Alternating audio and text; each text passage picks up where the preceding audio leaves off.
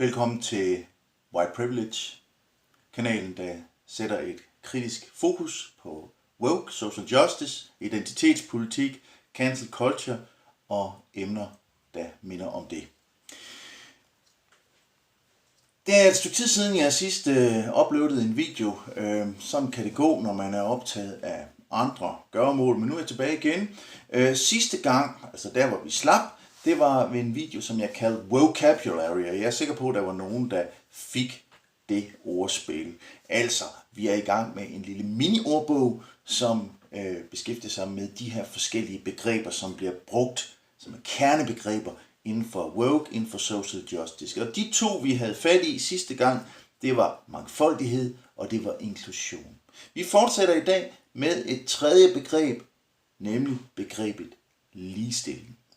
Og det er med ligestilling nøjagtigt ligesom det er med mangfoldighed og inklusion, nemlig at det ikke nødvendigvis betyder det, som man umiddelbart skulle tro, det betyder. Altså man kan sige, en klassisk opfattelse af ordet ligestilling.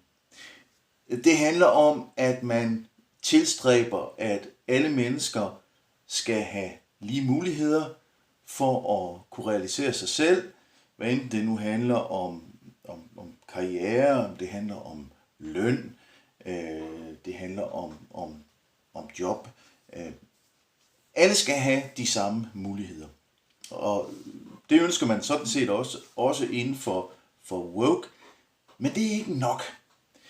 For inden for woke, der handler ligestilling primært om kvoter, som bygger på identitet. Forstået på den måde, at man aktivt arbejder på så vidt som muligt, at der er lige mange kvinder som mænd repræsenteret i bestyrelser, på direktionsgange, helst også så mange minoriteter som overhovedet muligt. Og midlet til det er altså en tvungen nivellering gennem kvoter af alle de her forskellige identiteter. Altså helt modsat den her traditionelle ligestillingstanke, som vi for eksempel finder den i den amerikanske uafhængighedserklæring. Det helt klassiske eksempel. Den amerikanske uafhængighedserklæring har jo de her berømte ord, at alle mennesker er skabt lige, og derfor har alle en række umistelige rettigheder. Altså den her form for ligestilling, den her forståelse af ligestilling, den handler jo netop om ligestilling i form af lige muligheder. Altså fordi alle er skabt lige, skal alle også have de samme muligheder for at kunne realisere deres potentiale i samfundet. De skal have de samme muligheder i tilværelsen i det hele taget. Når woke social justice vil gå skridtet videre, så skyldes det et begreb, en tanke, som vi allerede har været inde på adskillige gange i de andre videoer, nemlig begrebet, tanken om systemisk magt. For den systemiske strukturelle racisme er nemlig den, der skaber uligheden. Og et eksempel på det, det er, hvis nu for eksempel der er et stillingsopslag som ingeniør. Der er en række ansøgere til den her stilling, lad os sige 20 styks, hvoraf 17 er mænd og kun 3 er kvinder. Ikke et specielt urealistisk scenarium, fordi langt de fleste ingeniører er mænd. Men det her er i woke-ideologiens tankesæt udtryk for racisme. Hvorfor er det det? Jo, fordi at der er så mange mandlige i forhold til kvindelige ansøgere til en ingeniørstilling er udtryk for sexistiske biases, altså sexistiske fordomme. Og hvad består fordommen i? Jo, den består i, at for at være ingeniør, jamen, så skal du være en mand. Det er sådan noget, der skal nedbrydes, og ligestilling via kvoter, via tvungen nivellering, det er et af midlerne, som sammen med mangfoldighed og inklusion skal bruges til at nedbryde den systemiske magt, den systemiske racisme, den strukturelle racisme, hvad kalder vi det. Og Fokus på det her er faktisk så kraftigt, at man inden for woke-bevægelsen er villig til at gå på kompromis med princippet om diskrimination for at opnå den her form for ligestilling.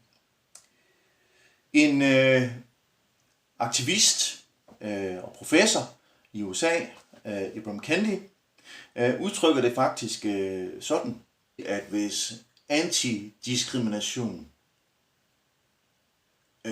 bliver årsag til ulighed, så er her tale om racisme. Så ligestilling outruler, så at sige, antidiskrimination, eller sagt på en anden måde, for at opnå ligestilling må du gerne diskriminere. Og her er vi så kommet til min hovedanke mod hele den her tankegang. Det er, at den kolliderer med princippet om retfærdighed.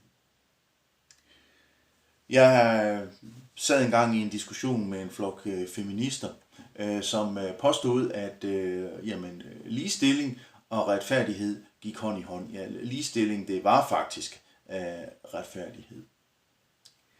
Jeg stillede dem så det spørgsmål, hvad nu hvis det var dig, der søgte om et job og fik afslag, fordi du er kvinde? Fordi at der var overtal af kvinder på direktionsgangen. Whatever. Du får afslag, fordi du er kvinde, selvom du ved, at det er dig, der er klart bedst kvalificeret til den her stilling. Så blev der meget, meget stille i forsamlingen. For der er naturligvis ikke nogen, der ønsker at blive diskvalificeret på grund af deres køn, når man ved, at man selv er den, der er mest kvalificeret. Noget andet er, hvordan kan det være, at der altid er tale om direktionsgange og bestyrelser og den slags ting? Hvorfor er der aldrig tale om soldater, elektrikere, skraldemænd? Skal der ikke også være lige kvoter der? Det er lidt i øjnefaldende, at det altid er ligesom de attraktive stillinger, der er tale om. Det er jo lidt tanker omkring ligestilling, og hvorfor jeg mener, at det er et skråplan at forstå ligestilling på den her måde, som de gør, altså ligestilling som en tvungen nivellering af forskellene mellem de forskellige identiteter. Til sidst vil jeg sige, når det handler om, hvem der skal have en stilling i et eller andet område på et felt, hvem der skal være i en bestyrelse, jamen så må det handle om at finde den bedst kvalificerede. Og den bedst kvalificerede er den bedst kvalificerede, ikke på grundlag af køn eller race eller noget som helst andet end kvalifikationer. Forestil dig for eksempel, at du har en hjernetumor. Hvem vil du helst opereres af? Ja, du vil naturligvis helst opereres af den bedst kvalificerede. Og så er du fuldstændig ligeglad med, om vedkommende er en mand eller en kvinde. Det er sådan, vores samfund har fungeret, og det er sådan, vores samfund helst skulle blive ved med at fungere.